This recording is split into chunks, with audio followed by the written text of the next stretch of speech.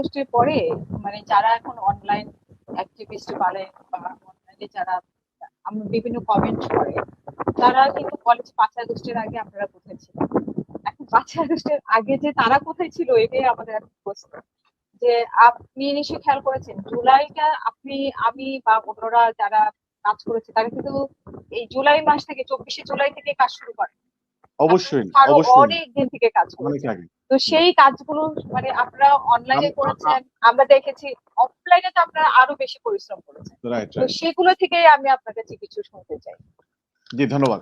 দেখুন, আমাদের কাজটা খুব বেশি শুরু হয়েছে 1/11 সরকারের সময়ে, যখন বিএনপি সরকারকে আন্তর্জাতিক এবং আঞ্চলিক ষড়যন্ত্রে বিএনপি সরকারের পতন ঘটলো, কেয়ারটেকার সরকারের পতন ঘটলো। মানে প্রথমে তো বিএনপি জামাত সরকার, এরপরে তত্ত্বাবধায়ক সরকার।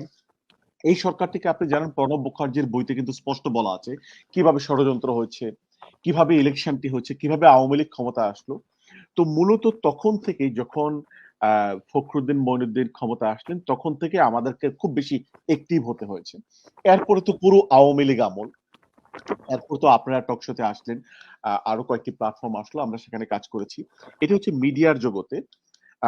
আমি মিডিয়ার জগতের কিছু কথা বলার আগে আমি ডিপ্লোমেটিক এবং ফিল্ডের কিছু কাজের আপনাদেরকে এবং যারা শুনছেন তাদেরকে একটু ব্রিফ করছি। দেখুন, 1/11 সময় আওয়ামী লীগ এবং শেখ হাসিনা খুবই অ্যাক্টিভ ছিল লন্ডনে এবং ইউরোপে। উনি নিজে আসতেন, উনি নিজে এসে কিন্তু কাজ করতেন। তখন ব্রিটেন ইউরোপিয়ান ইউনিয়নের অংশ এবং ইউরোপের খুব প্রভাব তখন বাংলাদেশের রাজনীতিতে। আর আপনি জানেন যে আমেরিকা তাদের পলিসি মেক করার ক্ষেত্রে কিন্তু ব্রিটিশ এবং ইউরোপিয়ানরা কি চিন্তা করে বাংলাদেশকে নিয়ে কিভাবে, সেটাকে ওরা খুব গুরুত্ব দেয়। এবং ব্রিটিশ ফরেন অফিসের সাথে আমেরিকান স্টেট ডিপার্টমেন্টের খুবই একটা ঘনিষ্ঠ যোগাযোগ রয়েছে। তো আমি এবং আমরা ব্রিটিশ স্টেট ডিপার্টমেন্ট মানে মানে ব্রিটেনের যে স্টেট ডিপার্টমেন্ট রয়েছে, মানে আমেরিকার মতো,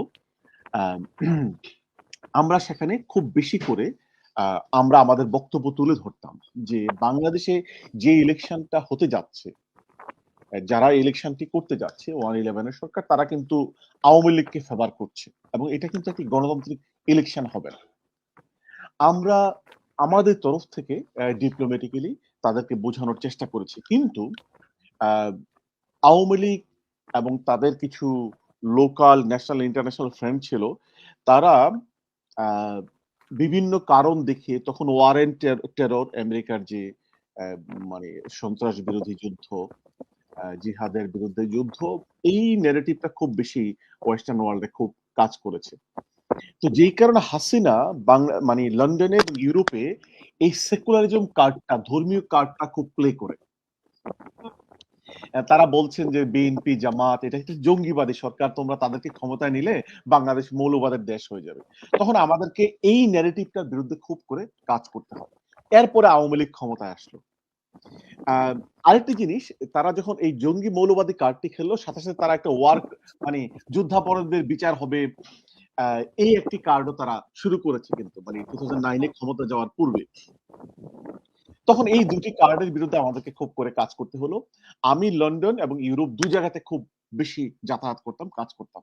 এবং আমাদের কিছু ইন্টারন্যাশনাল ফ্রেন্ডও তখন আমরা মানে আমাদের ফ্রেন্ড তৈরি হয়, যাদের কাছে আমাদের খুব ইজি অ্যাক্সেস ছিল।